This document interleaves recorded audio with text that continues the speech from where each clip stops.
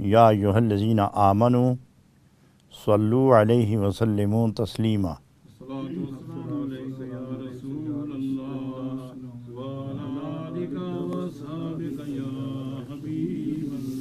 مزید بآواز بلند الصلاۃ والسلام علیک یا رسول اللہ وعلی آلک واصحابک یا حبیب اللہ۔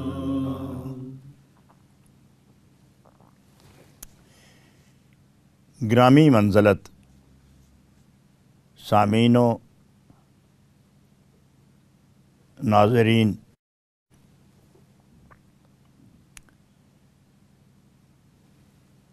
میں پھر نور ٹی وی کی وساطت سے آپ کے ساتھ مخاطب ہو رہا ہوں۔ میرے اور آپ کے درمیان حضرت جناب رومی قدس سرہ السامی کا وجود رابطے کا ایک خوبصورت محکم محبوب وسیلہ ہے۔ مثنوی شریف، اس میں شریعت بھی ہے، طریقت، حقیقت اور معرفت کے تمام لطائف سمیٹ دیے گئے ہیں۔ آپ نے ہر اعتبار سے مثالیں دے کر طالبین کو، راہ سلوک کے مسافروں کو ہر منزل پر پہنچنے کے آداب، کامیاب ہونے کے وسائل، کامیابی کے دستور اور قبولیت کے منشور سے آگاہ کیا ہے۔ گزشتہ درس میں آپ نے سماعت فرمایا تھا کہ ایک جماعت ایسی ہے جو با اعتبار ظاہر صوفیہ کے بھیس میں محجوب ہے، چھپی ہوئی ہے وہ جماعت۔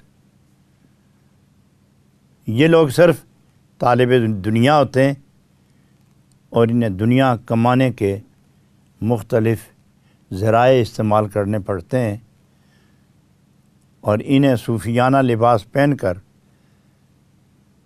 نقب زانی کا جو طریقہ ہاتھ آیا، اس میں انہوں نے خوب اپنے تجربوں سے فائدہ اٹھایا۔ تو جناب رومی رحمۃ اللہ علیہ نے پردہ چاک کر کے تو یہ ثابت کیا ہے کہ شیر کی کھال کے اندر صرف بھوسا ہے، شیر نہیں ہے۔ اور اس کے متبادل اصل حقیقت آشنا اور صداقت معاب جماعت کا تعارف کروایا کہ یہ وہ لوگ ہیں کہ جو پابند شریعت ہیں، آداب طریقت سے مؤدب ہیں، حقیقت سے آشنا ہیں، جام عرفاں پیے ہوئے ہیں، مستی شراب عشق سے دوچار ہیں، جدھر دیکھتے ہیں، جس طرف نظر اٹھاتے ہیں، اپنے محبوب کا جلوہ تلاش کر لیتے ہیں۔ یہ اسیر جلوائے محبوب ہوتے ہیں۔ انہی کے متعلق حضرت رومی رحمۃ اللہ علیہ مزید ان کی شان عظمت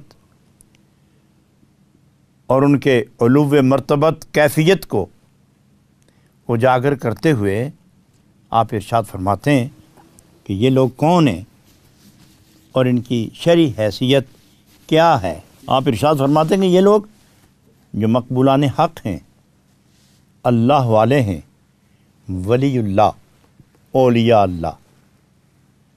یہ اولیاء اللہ، یہ ولی اللہ، ان کا مقام کیا ہے؟ اور یہ یاد رکھیں، ہمیشہ یہ یاد رکھیں کہ جب نبی کریم صلی اللہ علیہ وسلم کے حال، قال کے انوار اور نبی پاک کی اداؤں کے تمام خد و خال کے انوار اپنی ذات پر وارد کر کے فنا فی الرسول ہو جاتے ہیں، تو اس وقت یہ خدا کے دوست کہلاتے ہیں۔ خدا انہیں اپنا ولی، اپنا دوست، اپنا محبوب قرار دیتا ہے۔ اور یہاں تک ارشاد ہوا ہے کہ اگر میرے محبوب کے ہو جاؤ اور میرے محبوب کی بارگاہ میں تم ایک محبوب اور مقبول حیثیت اختیار کر لو تو تم پھر میری محبت کا دعویٰ کرو نہ کرو، میں تمہیں اپنا محبوب سمجھ کر زمین و آسمان میں اس محبوبیت کا اعلان عام کر دوں گا۔ تو یہاں رب العالمین نبی کریم علیہ الصلوۃ والسلام کے مقبول غلاموں، جن کو اس نے ذات پاک جل جلالہ نے اپنا ولی کہا ہے، اس کو جناب رومی کس حیثیت میں پیش کر رہے ہیں وہ سماعت فرمائے۔ سایہ یزداں بود بندہ خدا، مردہ ای عالم و زندہ خدا۔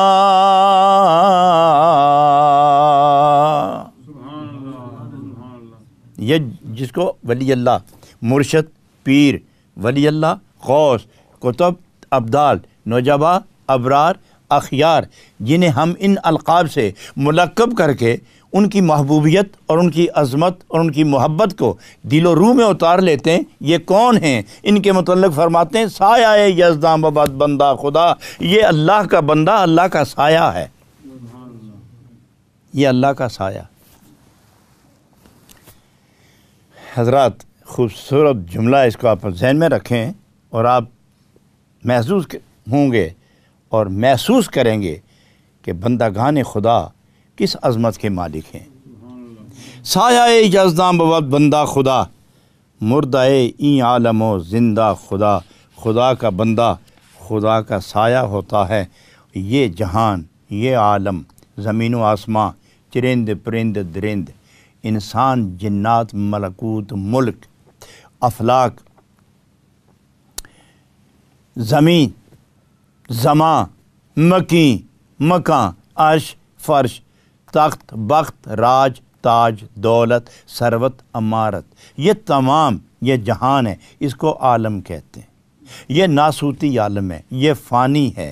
تو جناب رومی فرماتے ہیں مردہ عالم، یہ سارے کا سارا جہان اس طرح ہے جیسے میت کا اپنا اختیار نہیں ہوتا، میت کا وجود ہوتا ہے، اختیار نہیں ہوتا، میت کا وجود ہوتا ہے، زندگی نہیں ہوتی۔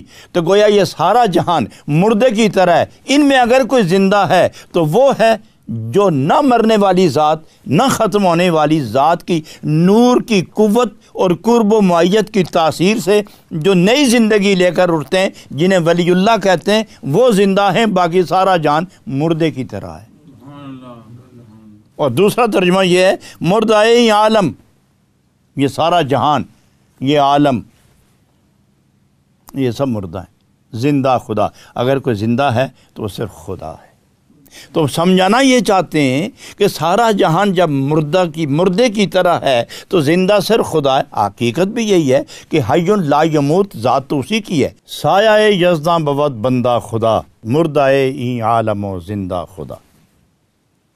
خدا کا ولی یہ رب کی ذات کا پرتو ہے، یہ ذل کامل ہے،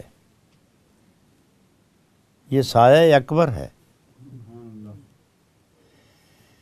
حضرات جس طرح سایہ جسم سے جدا نہیں ہوتا، اور اس کو سایہ کہہ کے یہ ثابت کیا کہ جس طرح سایہ جسم سے جدا نہیں ہوتا، اس طرح بندہ خدا ولی خدا سے جدا نہیں رہتا۔ اور یہ بھی یاد رکھو کہ سایہ اس بندے کی جنس نہیں، اس کا عکس ہے، اور اس کا نام وہ نہیں جو اصل وجود کا نام ہے، اور سایہ کی وہ حرکت نہیں جو اصل وجود کی حرکت ہے۔ سایہ صاحب اختیار نہیں، وجود صاحب اختیار ہے۔ تو گویا ولی کا تعلق اس طرح خدا کے ساتھ ہے جس طرح سایہ کا جسم کے ساتھ ہوتا ہے، اور کبھی جدا نہیں ہوتا، لیکن اپنا اختیار نہیں ہوتا۔ تو اس کا معنی یہ ہے کہ ولی جو کچھ کرتا ہے اصل میں خدا ہی کرتا ہے۔ تو گویا یہ قرب و معیت کی وہ خوبصورت مثال ہے کہ جس کو سمجھنے کے بعد ولی کی حیثیت کا اندازہ لگانا مشکل نہیں رہا۔ تو پھر میں عرض کروں کہ یہ سارا مرتبہ و مقام یہ تو نبی پاک علیہ الصلوۃ والسلام کے وسیلے سے، نبی پاک کی سیرت کے نور سے دھل جانے کے بعد، نبی کی اداؤں کا تمام معاملہ اپنی ذات پر وارد کرنے کے بعد، فنافر رسول ہونے کے بعد سایہ یزداں ببد کا مرتبہ ملتا ہے۔ تو اگر ولی کو نبی کے قرب سے یہ مقام ملا تو نبی کا ذاتی قرب خدا کے ساتھ کیا ہوگا؟ اگر کوئی کہے کہ میں اس کی ذرا تشریح کروں، ارے اللہ کے بندو، تم قرب خدا، معیت خدا، نبی اور خدا کا تعلق اور اس قرب و معیت کا جو اصل مقام ہے کون سمجھے گا، کون بیان کرے گا؟ نبی پاک نے تو ایک دفعہ یہاں تک کہہ دیا تھا کہ لم یعرفنی حقیقتاً غیر ربی۔ سنو کائنات والو، اے دانشورو، اے سخنورو، اے فلسفیو، اے منطقیو، یہ علم کے دعوے کرنے والو، سنو، تم میرے ظاہر کو دیکھتے ہو نا، اس میرے ظاہر کو دیکھتے ہو، پہچان لیتے ہو مجھے، لیکن یہ بھی تمہیں بتا دوں کہ میری اصل حقیقت اگر جاننا چاہو عمر بھر نہ جان سکو، یہ تو خدا جانے یا خدا کا حبیب محمد رسول اللہ جانتا ہے۔ لم یعرفنی حقیقتاً غیر ربی۔ لیکن یہاں میں نبی پاک کے غلاموں کی بات کرتا ہوں، جس غلام کو غلامی میں قبولیت ملے خدا اس کو اپنا دوست سمجھتا ہے، اور جسے خدا اپنا دوست سمجھے اس کے متعلق حکم ہے سایہ یزداں ببد بندہ خدا، مردہ عالم و زندہ خدا۔ مردہ عالم، یہ سارا جہان مردہ ہے، خدا زندہ۔ تو اس کا مفہوم یہ ہے کہ ولی اللہ اس جہان کے اعتبار سے، عالم ناسوتی کے اعتبار سے ختم ہو گیا ہے، لیکن خدا کی وجہ سے نہ ختم ہونے والی زندگی لے کر کھڑا ہو گیا ہے۔ گویا وہ ناسوتی عالم کے نسبت سے فنا ہو گیا، لیکن نہ ختم ہونے والی ذات جو باقی ہے، حی لا یموت ہے، رب العالمین کی نسبت اور قدرت کے وسیلے اور نسبت کے فیضان سے اسے وہ زندگی ملی جس زندگی کو فنا لازم نہیں۔ اس لیے جہان کے اعتبار سے وہ فانی ہے اور خدا کی نسبت کے لحاظ سے وہ باقی ہے۔ حضرات گرامی، یہاں وہ آ کے کہتے ہیں کہ یہ جو اس مقام پر انسان پہنچ جائے تو یہاں بڑی خوبصورت بات، ایک صاحب ذوق شاعر باخبر قسم کے شخصیت میر درد، اس نے فقیر کے متعلق یہ بات آ کے کہی ہے، موت کیا آ کے فقیروں سے تجھے لینا ہے، موت کیا آ کے فقیروں سے تجھے لینا ہے، مرنے سے پہلے ہی یہ لوگ تو مر جاتے ہیں، مرنے سے پہلے ہی یہ لوگ تو مر جاتے ہیں۔ موت قبل ان تموت، جو ناسوتی چیزیں تمام کی تمام ختم کر دے اور لاہوتی واردات اپنے جسم پر وارد کر دے، اندر اور باہر نور الہی ہی جلوہ فگن ہو، وہ دنیا، وہ مقام بدل سکتا ہے، لباس بدل سکتا ہے، وہ آنکھیں بند کر کے موت کا لباس پہن کر چلا جاتا ہے، لیکن حقیقی زندگی اسے چھینی نہیں جاتی، وہ یہاں بھی زندہ ہے، وہاں بھی زندہ ہے۔